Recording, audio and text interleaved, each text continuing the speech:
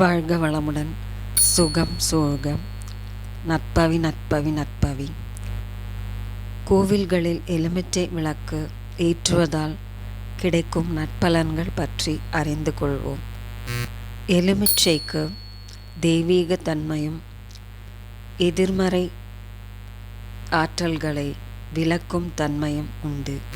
கோவில்களில் கொடுக்கப்படும் எலுமிச்சம் பழத்தை வீட்டில் வைத்தால் அது எப்பொழுதும் நேர்மறை ஆற்றல்களை ஈர்க்கும் தன்மை கொண்டது. ஞாயிற்றுக்கிழமை மாலை வரும் ராகு காலத்தில் துர்க்கை அம்மனுக்கு எலுமிச்சை விளக்கு ஏற்றுவதால் நோய்கள் விரைவில் குணமடையும்.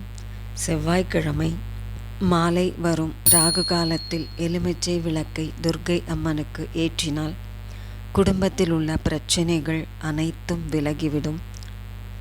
வெள்ளிக்கிழமை காலை வேளையில் ராகு காலத்தில் துர்க்கை அம்மனுக்கு 2 எலுமிச்சை விளக்கு ஏற்றி வழிபாடு செய்தால் நினைத்தது கைகூடும் என்பது பக்தர்களின் நம்பிக்கை.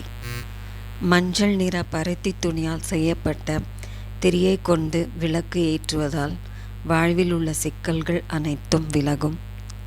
தாமரை தண்டால் செய்யப்பட்ட திரி கொண்டு விளக்கேற்றுவதால் பூர்வ ஜென்ம பாவங்கள் விலகும். நம் மனத்திலும் இல்லத்திலும் சந்தோஷம் நிறையும்.